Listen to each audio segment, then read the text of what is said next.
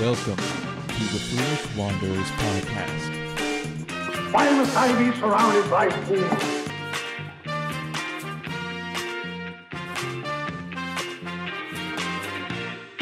Welcome, Wanderer. Hey Wanderers! Welcome back to the Foolish Wanderers podcast, the podcast about anything and everything. I'm Katrina, joined by my lovely co-host, Kendra. Today, Kendra's going to teach us about the history of the beautiful tropical fruit, the pineapple. It's a lot juicier than you think.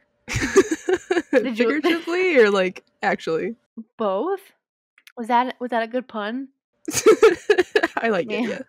I put a lot of effort into that one. Were you just like saving it, waiting for me to like do the intro? Yeah. It didn't hit. That's okay. It's okay.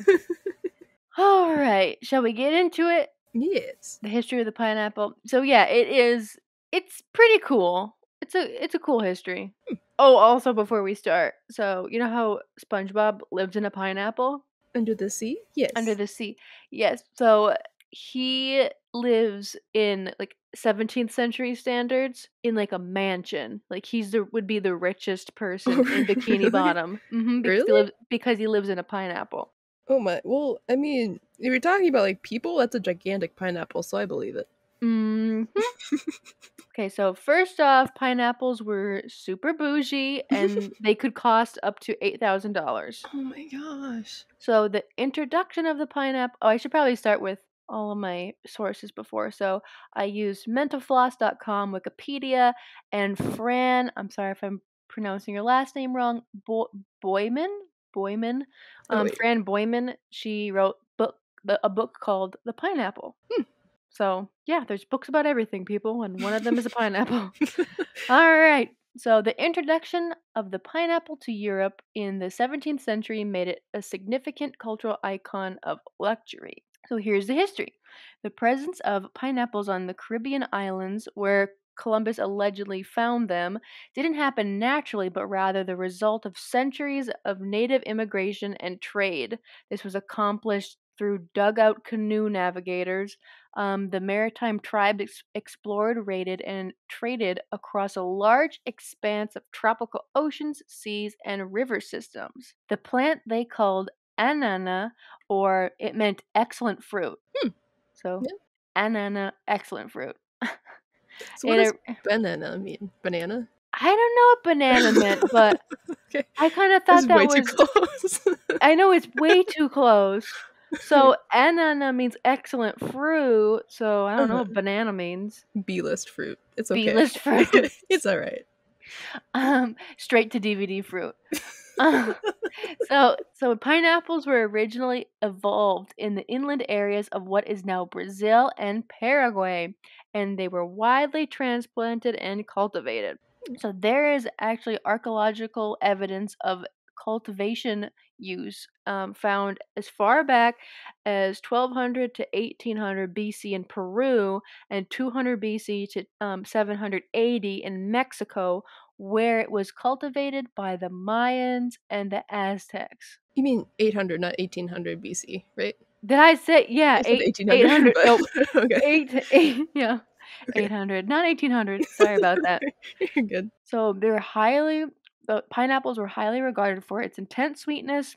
The excellent fruit was a staple of Native American feasts and rites related to tribal affirmation. And it was also used to produce wine. That's cool. That's pretty cool. I think all fruits are used to produce some sort of alcohol. I think so. Yeah, I think pretty close to anything. Yeah, pumpkin wine. Is that a thing? It could be. You know, they have the pumpkin spice, pumpkin spice pancakes, pumpkin spice lattes, everything's pumpkin spice. I saw pumpkin spice Febreze yesterday. I'm sure that there is pumpkin spice wine. Okay, so I found pumpkin wine recipes, but I also found a step up from that, pumpkin champagne. Yep.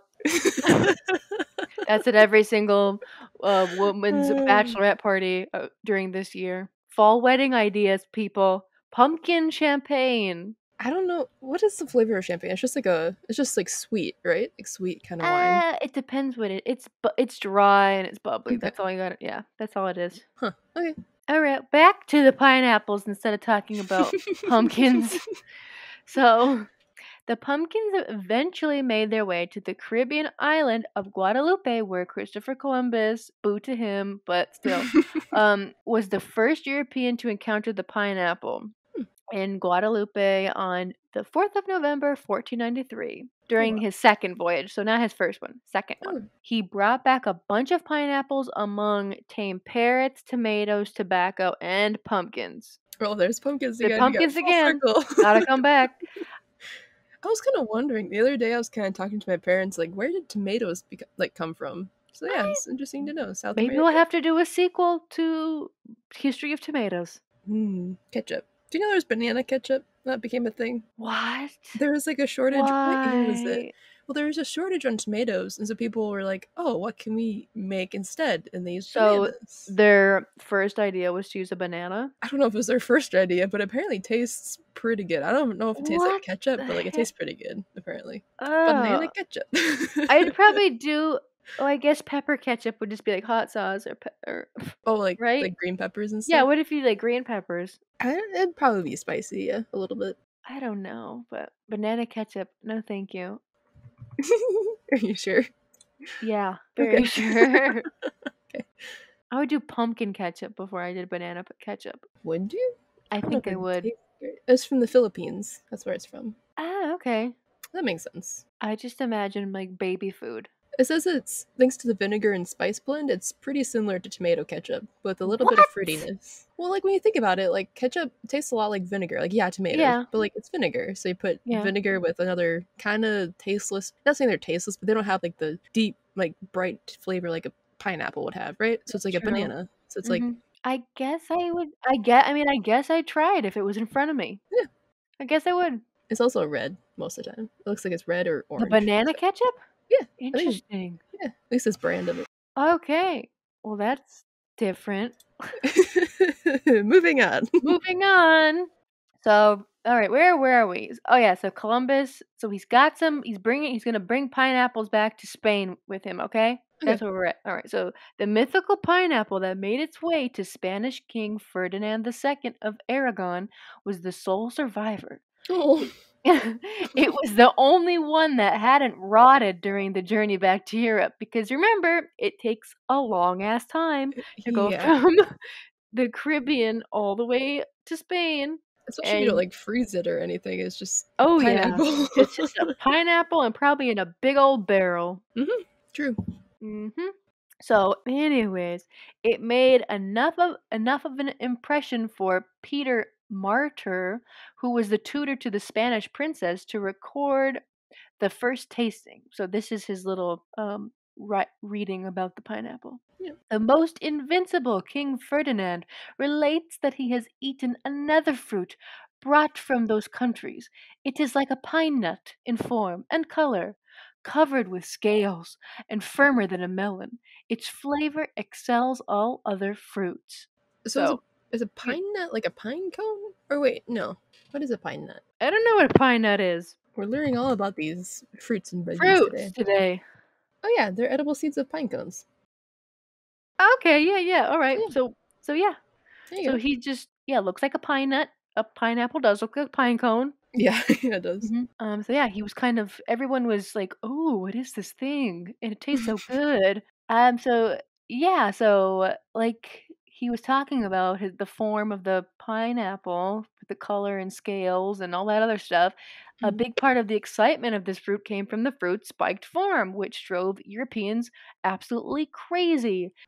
Ferdinand's trip to Panama, Gonzalo Fernandez de Oviedo y Valdez, sorry about that, writes, that's a long name. I think you did a good job, though. Why couldn't he just go as Gonzo or something? Oh my lord. This is what Gonzo was talking about. This is what he wrote about the pineapple, all right? Okay. The most beautiful fruit of any fruits I have ever seen. I do not suppose there is in the whole world any other of so exquisite and lovely appearance. So everyone is straight up in love with this pineapple. Interesting. Did they did they sketch it or have somebody draw it? Yeah, there's sketches. Okay, We'll put them up on the Instagram page of Foolish Wanderers Podcast on Instagram so everyone can see. Yeah, there you go. Hmm. I was So like, yeah, so otherwise, how would everyone's people like what? know what the? Otherwise, like, how would everybody else know what it looked like besides this like ravaged like description, this very vague description of it, right? Oh, we'll get into all that. Oh no. Okay. But anyway, so yeah, everyone's in love with this thing. They're writing it like they're William Shakespeare talking like from the viewpoint of Romeo talking about Juliet, and the pineapple is Juliet. Okay.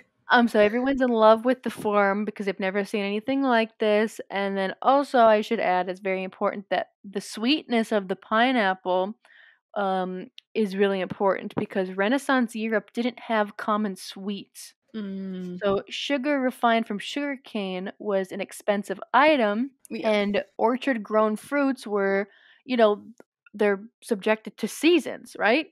Yep. The pineapple may well have been the tastiest thing anyone had ever eaten and sweetest. So, but the delicious or otherwise, it was still the preserve of adventures, and the pineapple might never had made it into common lore if it hadn't coincided with another huge global development, the widespread of the written word. Oh, okay. Mhm.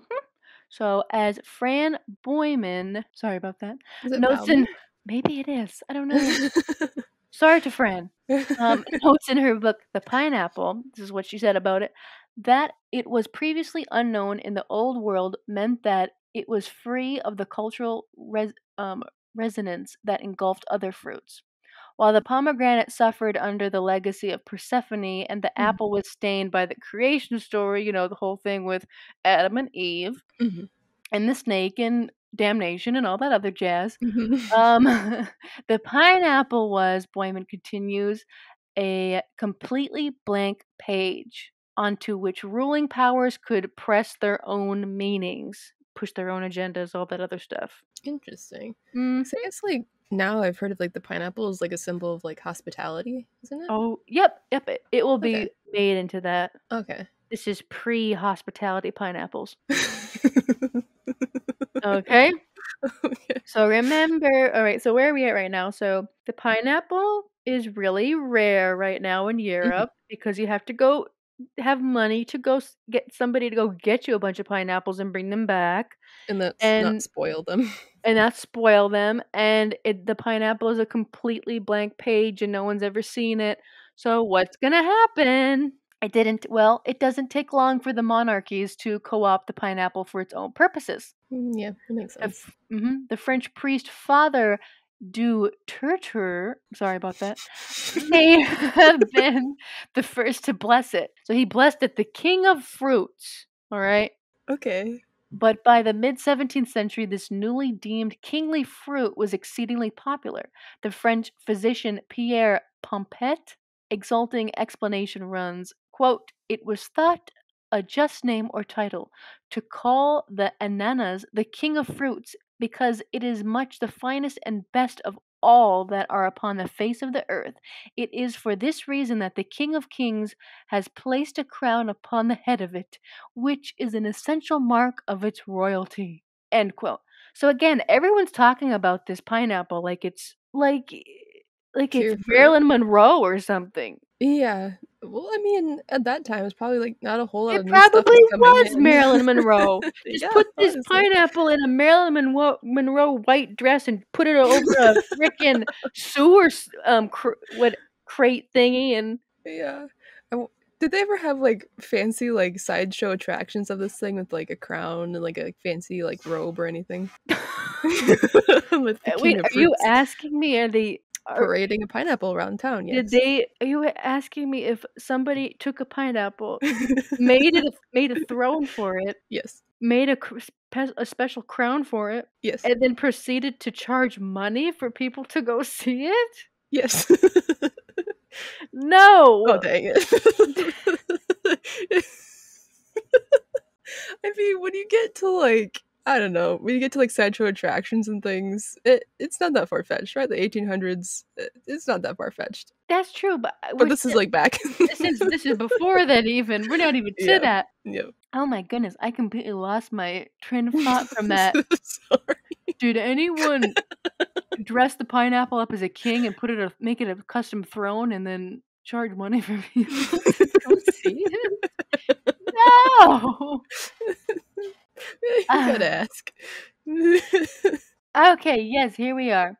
So the pineapple became a symbolic manifestation of the divine right of kings. Not only did it suit royalist agendas to claim anything with a crown had been appointed by heaven, but the distance the pineapple had to travel to get to Europe meant few people had seen or tried one.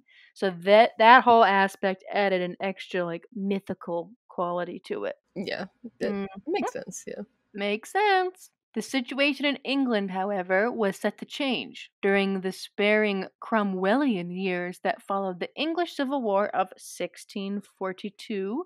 There are no mentions of pineapple in print. To the to the staunchly Protestant Oliver Cromwell, quote, "The pineapple must have seemed like an insufferable luxury compared with, say, the humble pear. Pears are Boy, delicious. pears are delicious. I love red pears the best." Ooh. So that was a quote from, again, Fran's book, The Pineapple. So, besides Cromwell not willing to embrace a fruit whose leafy headgear was read as evidence of God's favor, in England torn by issues of governance, the pineapple was briefly the enemy. So Oh, instead no. of, yeah, oh no, so everyone's loving pears up in England. Pears are delicious. They're the Pears are delicious, but humble fruit. remember, people are writing the pineapple like it's freaking Marilyn Monroe. It's the most beautiful thing ever. But in And then now it's like, England, I hate it. but it's like, I hate it. A pear is much more beautiful. So then Charles II was recalled to take the throne in 1660 in England, and a new era of plenty was ushered in. Nicknamed the Merry Monarch, Charles II was celebrated for his voluble personality, swaggering court of cavaliers, and rapacious love of women. Cromwellian Puritanisms, oh my god, Puritanism. that's a better word, thank you, was cast aside in favor of the revival, and splendor returned to the dining table with glistening meats, trembling jellies, and sugar sculptures. Those are fun to look at. If you look at like What's drawings a and stuff of sugar? them. What's a sugar sculpture? Here, let me see if I can find them. So I'm pretty sure, I think on Food Network or History Channel, one of the two. They like had like some people remake some of the fanciest desserts from like 1700s and stuff, and they're Oh, just that's like, cool. yeah, they're really cool to look at. Like it kind of is like, I suppose because then like sugar wasn't really prevalent, so it's like you have to make it extravagant, and so you eat it like every once in a while. Hmm. But like they made these almost inedible seeming sculptures. Let's see, let me Google quick. Oh my gosh! So I googled sugar sculptures, like everyone should. Okay. Yes, please do. They're really cool. They're making them into like insane looking like palaces. Yeah, like some of Like, these things are intense. it Yeah. looks like a marble sculpture, but like really like miniature form, and there's so much detail and Yep. But yeah, fit for a royal. wow. Yeah. Yep. They used molds too, I think, for candy making and ice and stuff. So, Okay. but yeah, no, some of Wow. this stuff is intense. It was really cool. Now that if people have looked up what the sugar sculptures actually are and they've seen how amazing and beautiful that they look, just Yeah. imagine now that you put like 100 hours into making this freaking recreation of like Versailles or something into a sugar sculpture, okay? Yeah. Yep. And you're bringing it out, you like put it on a table, you're like, oh, the king's gonna be so happy with this, and everyone's gonna look at it, and all of a sudden some sort of dingbat just brings a pineapple in there, puts it down, and then just steals all of your hard work away from you, and everyone's just like, oh, that pineapple's the most beautiful thing I've ever seen in my life. It's amazing. It's a It's a beautiful. pineapple. I haven't seen Mhm. one in years. I know. That would Yeah. be so infuriating. Oh my god. That's when you like put it in the center of your like fabulous sculpture and just like here. It's That's the what, yeah, start of then the you show. start. Okay, people, Yeah. so that's what happened. So Charles II christened the pineapple King Pine. So that's what he's calling it now, all right? I mean, sounds more regal than than the king King fruit. Pine. King King pine. Pine sounds sort of like the creator of Pine Sol. You know, Pine Sol, the floor cleaner, and it Yeah. smells like pine needles. Yeah, King Pine owns Pine Sol. That's what it sounds like to me. Fair enough. Yeah. Or maybe King Pine is the name of a Christmas tree lot. Ooh, I bet there is one. I bet Like there is. King Pine doesn't sound that regal to me. Yeah, you know. All right, we're moving on. So in 1668, when the French ambassador came to England to mediate a heated debate over the island of St. Kitts in the West Indies, Charles II ordered a pineapple from Barbados, then an Ooh. English colony. So yeah, it was an English colony, but before it came a country. So to be perched at the top of a pyramid of fruit at dinner. So that's where that like stereotypical fruit piles come from. Perhaps, yeah. Okay. With the pineapple in the middle, yeah, or the top, yeah. The top, yeah. It was a clever move to assert English ascendancy in the region and a public relations triumph. Quote, "We can get pineapples," it seemed to say, and quote, "and you can't." End quote. From then on, the pineapple became Charles II's favorite status symbol. He even had a painting commissioned of himself being presented a pineapple by the royal gardener. Though it was wow. another bit of that was another like funny bit of PR, right? Yeah, like It's clever. what gardener's gonna have the money to buy a $8,000 pineapple? It doesn't have he's just yeah, exactly. But Yeah. so the pineapple still could not be grown in northern climate. That's why it's funny. Okay. So I mean, it's just like it's so rare. And, yeah. Or I think it was to say like he had his gardener give it to him. Maybe like, oh, I figured out like we're it's so far easy ahead. to Yeah, get. it's so easy for us Gotcha. to grow it because my gardener's a genius and everyone else is an idiot. I think Gotcha. that's what he meant by smart man. Actually, I think he was beheaded. I'm not sure. Don't quote me on that. Did we look at this photo in or this painting in art history? I don't remember. It looks very familiar. It looks familiar. I don't know.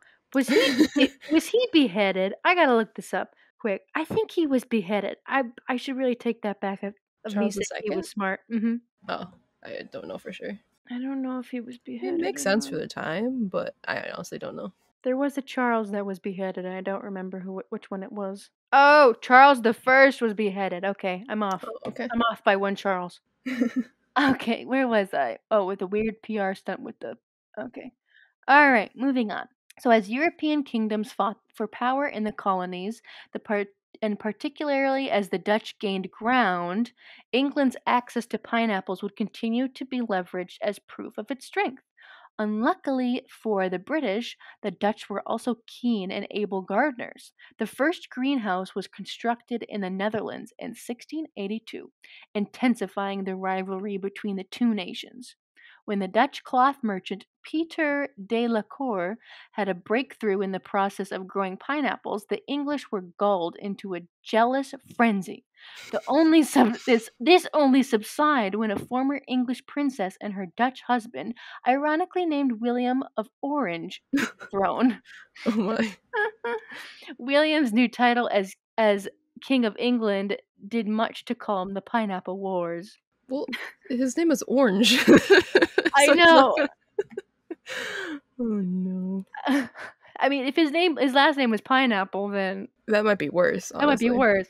Yeah. But yeah, so I can't believe people we're just up in arms about a pineapple. Well, it's like a status thing, right? Like kind of if you think about what's an example of today's terms? Like a Bentley, a Rolls Royce, a private jet. Well, like with government level, right? Like oil, maybe, or like resources, something like that. It's like it's a status thing. It's like we can have it, but you can't. You can't. Yeah, yeah, we're better, kind of a thing.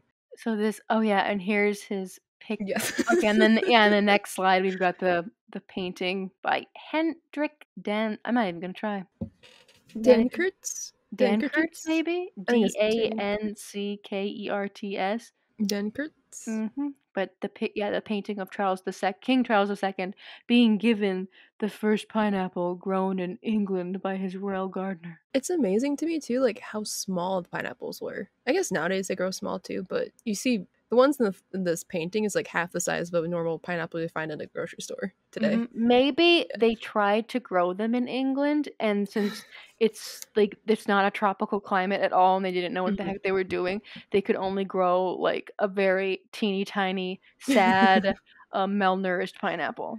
I mean, well, if you look at like all like all throughout history too, like food has changed so much. Like watermelons, if you look at paintings of like ancient watermelons, they Yeah. look like they have hearts on the inside because it's just What? there's so much less like Like fruit. that was where the seed was, or what? Yeah, so it's like if you cut it like let's see, so it'd be like short wise, you cut it in half, right? Mm-hmm. And you look at the cross section, and it's like these loopy. There's a lot less fruit. It's a lot more like dead space, like air in there. Okay. So there's like the pockets of the seeds. They look kind of like swirly hearts. Looks like there's like 6 sections, but they're just like there's so many seeds, and it looks not really like what normal pine or like watermelons would look like today. All right. Yeah, so like things can change too, like the sizes of fruits and yeah. Good point. Have apples changed? I don't Oh, think I'm they sure. have. Apples? Maybe. I mean, Yeah. there's so many different kinds of them now, Yeah. but Yeah. the form of it in paintings looks roughly the same. Yeah, I think yeah, roughly the shape of an apple. The taste has probably changed a lot. Because I've heard, Oh. but there's so many different kinds too. So like I don't know what the So many different kinds. yeah. But only one kind of pineapple. Actually, I don't know that. No, now it's a pink pineapple actually. They Like- engineered a pink pineapple. Like it's actually pink on the inside. What? Yeah, you should Google it. Pink pineapples. pineapple? It's like I think it's more like a luxury thing. Cause like the outside looks relatively like a normal pineapple, but you cut it open, it's like a blush pink on the inside. Oh, so they started making pineapples bougie again with the pink. They're like, we gotta. Yeah. They're like, you can get a pineapple anywhere now. You can even get it in a gas station. We gotta make this thing pink pineapple. Pink. Yep.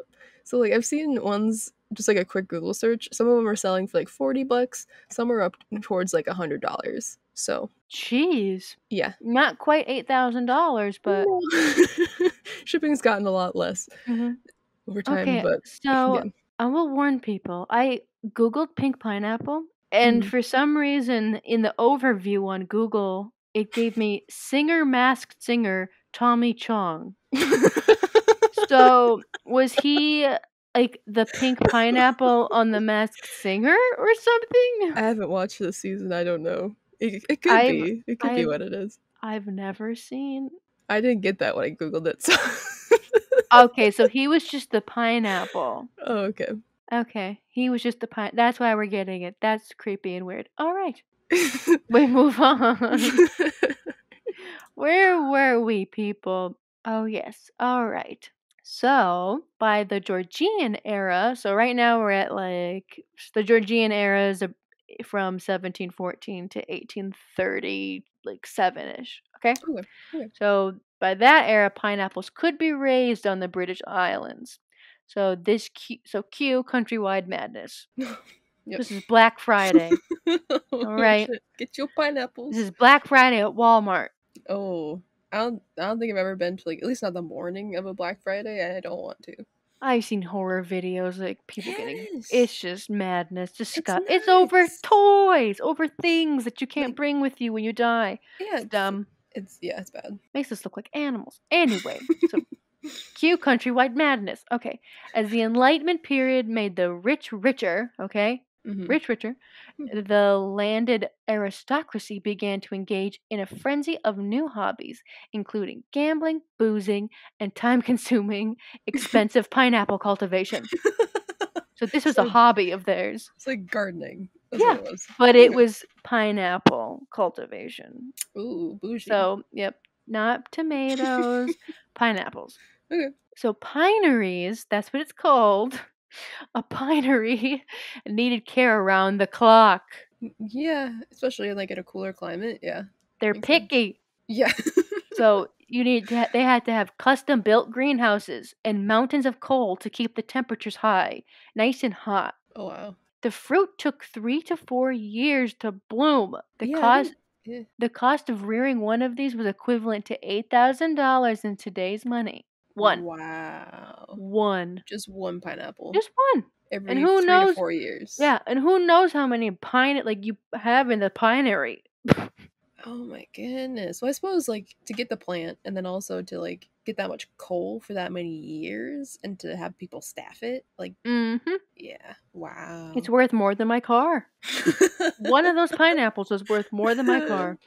Yeah. Yep. So the sheer expense meant it was considered wasteful to eat them. What do you do with them? Oh, I'll tell you what they do with them. And they were so during Charles II's reign, dinnertime ornaments, that's what they were. They were So- just there for a party appearance and sit on a table and not So- eat it. So you pay $8,000 to not even taste the fruit. No. That It's is an that's ornament. rich people crazy. Oh Mhm. my goodness. Okay. So one pineapple would be passed from party to party until it began to rot. Ew. Okay. You Mhm. know. How It's much did it so take to gross. rent this thing? They're like, oh, I got it Tuesday. Oh, I think it's starting to boil. Ah, shit. So I'm wondering, does the pineapple have like a handler or I'd like a imagine, yeah. like a guy in a suit with the briefcase, and then the briefcase is handcuffed to his arm, and then once it's done, Ew. he like takes the pineapple. He's like, "Let's go, let's go, let's go." Oh, oh man. And I suppose like people back then wouldn't like try to like eat it anyways, but it's like what if someone like not even at a party you were at tried to eat your pineapple? Murdered on the spot. Oh man. Okay, so yeah, so we just I wonder how long it takes to rot. What do you think? A month? I Who can knows? I'd Maybe, say like a couple weeks yeah, a probably. It couple depends on weeks. how you pick it. Like probably like a week or two, yeah. Okay, yeah. And Yeah. so it's rotting. Okay, and the maids who transported the pineapples. That's Oh. what it is. So the maids were the handlers, people. Okay. So they were transporting these pineapples to party to party. They were like, "Oh, bring it to the Johnsons, bring it to the Smiths." Okay, okay, okay. So they were like the maids were in a lot of danger because they were transporting these pineapples and they could be, thieves could come and see the pineapple and want to take it and sell it. That's really sad, It's like, actually. I know, it's like the maids are holding bags of gold or something. Well, Uh, in that sense, yeah. mhm. Yeah, it was. So for those who did not have the funds to grow their own pineapples at a pinery, like a bunch of pineapple rental shops sprang up all over. Why? Again, people, pineapple rental shops Was this like an all year round thing or was this just like a all year summer round. thing? All year Oh, was round. it? Yeah, because Okay. they have greenhouses, so you can That's true. all year round. So by the 1770s, it had entered the lexicon as a commendation. A pineapple of the finest flavor was the phrase used for anything that was the best of the best. So, for instance, my birthday party was a pineapple of the finest flavor. I like it. I'm hmm using it. No one's gonna know what I mean. No one's I'm gonna gonna know use what it. you're meaning. They'll be like, "What? A Yeah, pineapple?" I'm sorry. Again, What? so if you want to be like, "Oh, it's the best of the best," a pineapple of the finest flavor. Mm. hmm Mm-hmm. So in Sheridan's 1775 play, The Rivals, a character compliments one another by pronouncing, "He is the very pineapple of politeness." I love how it just became like your Your it's pineapple. like your pineapple. It's like, oh, thank you. So, Could you imagine if you walked up to somebody nowadays and was just like, "You're a pineapple"? Wouldn't you be like slightly offended? I'd be so offended. I'd be like, "What? Is it my Like, I'm hair? sorry. Is my skin like scaly? What's wrong? Oh no. Am I acidic? Am I slightly acidic to you? What's happening?" I know. I'd be offended. You're a pineapple. I'd So be yeah. offended. So I guess so. Oh, I've got a good tip for the listeners. So Okay. if you're gonna throw a lavish party, make sure you have a pineapple. You can step up your party if you have a pineapple just sitting on the table. Oh yes. Then it Honestly will though, automatically become the most bougiest luxury party that's ever been if you put a pineapple there. Two just like pineapples, even two. oh, that's unheard of. hmm That's like kingly. That's hmm oh my goodness. Just deck out your Christmas table just with like all the pineapples. Your Thanksgiving Uh-huh. table. Okay, so that's what's happening in England, and basically the same thing's happening in the Americas, except for their American colonies in the 1700s. Mhm. Except they're being imported from the Caribbean islands, and people aren't really growing them in the Americas. I Well, they're assume, closer. yeah, I assume that once they do in the South, but I don't know for sure. Yeah. But the pineapples in the American colonies are still very, very expensive. They still can cost up as much as $8,000. That's nuts. Again, it's because of how they perish, the novelty of it, and the scarcity of the fruit. Yeah. So, affluent colonists would throw dinner parties and display a pineapple in the centerpiece as a symbol of their wealth. It's just like putting a big thing of money in the center of a table. Hospitality and status. So did they have like these rental pineapple shops in the colonies? I'm not sure. Probably not. Because they're not as like established yet. They wouldn't have like a high roller like, ooh, come get your pineapples. Yeah. That's the sign that it says on the front door of the place. Come get your pineapples. So to underscore just how lavish and extravagant pineapples were, they have a rental market in the Americas. Oh, they do? Okay. The fruit evoked such jealousy among the poor and pineapple-less plebes. Plebs. Plebs? Is that plebes? Whatever. It's just a weird if you word. didn't have a pineapple, you could rent one. You could pay rent and rent it for the night. Okay.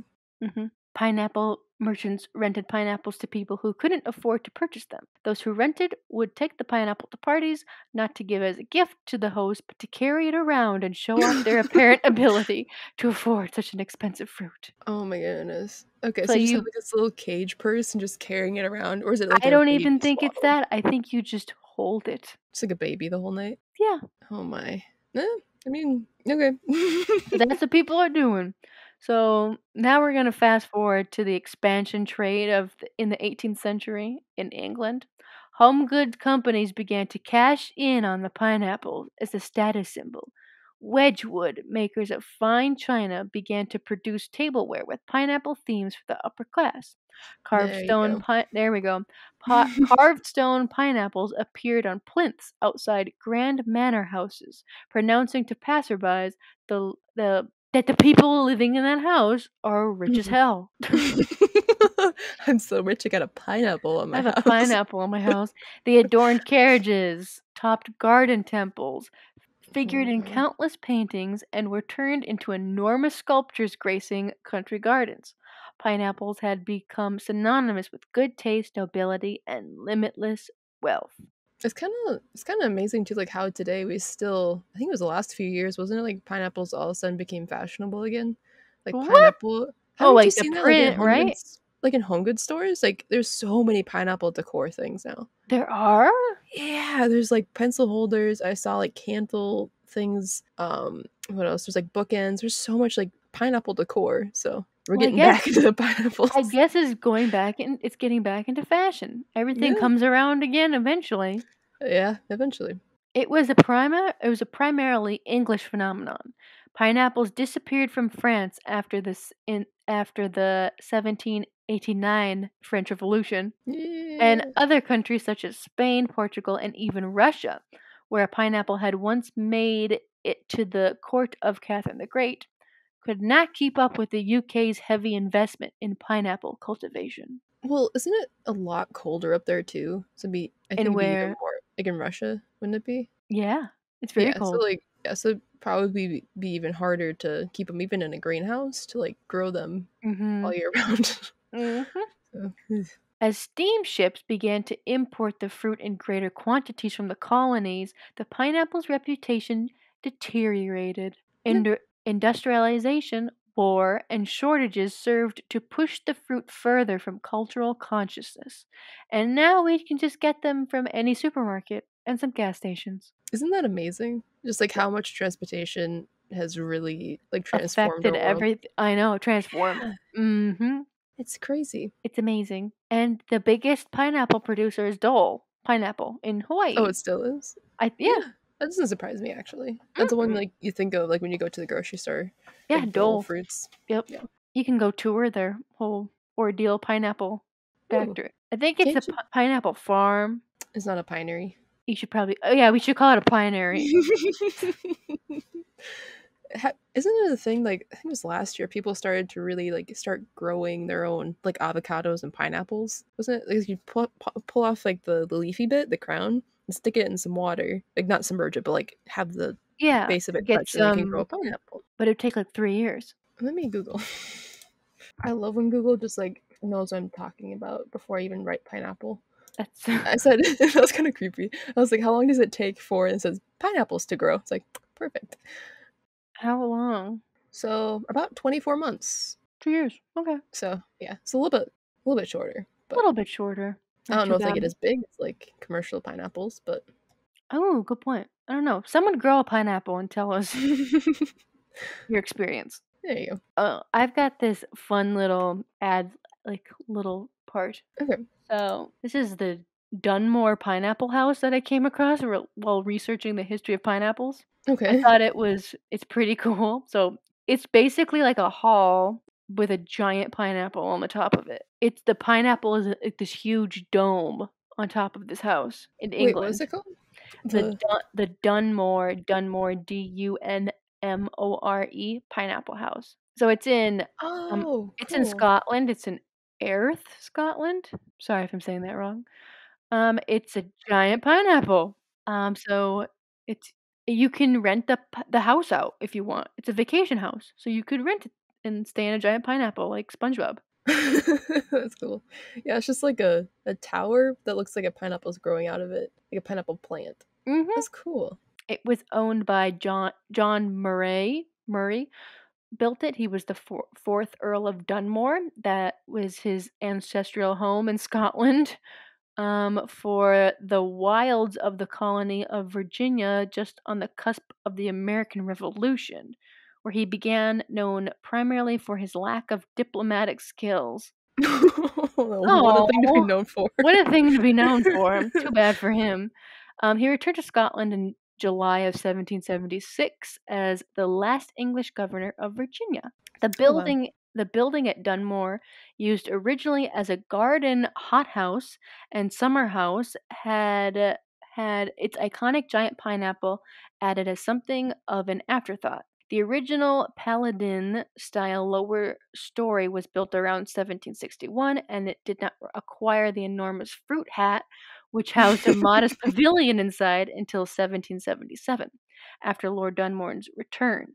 Returning sailors of the time often placed a pineapple, the exotic proof of distant travels, on a gatehouse to announce their return from abroad. This then is Dunmore's announcement. The architect is unknown. As eccentric as the style is, the pineapple is actually an exceptional example of fine masonry work, full of both artistic detail and technical merits. The building beneath the pineapple did serve as a greenhouse where the exotic fruit and other flora were grown. So it was the old pinery. That's really cool. Let's see. Within the brick walls that branch out from the entrance were a series of pipes used to carry hot water to maintain the proper temperature needed. The various urns seen at the top of the wall served as air vents. Whoa. Yeah, because it doesn't look that inviting. Like if you take off the pineapple, like it looks just like a brick slab with just like barred windows on the top. So like the bottom of it isn't quite like inviting, but the top of it's really cool. I think it's just The neat that it pineapple. had hot water like pipes to maintain keep the building warm. For that time period, yeah. Mhm. It's really cool. So the property was restored by the National Trust for Scotland beginning in 1793 and is now open to the public as an overnight holiday rental.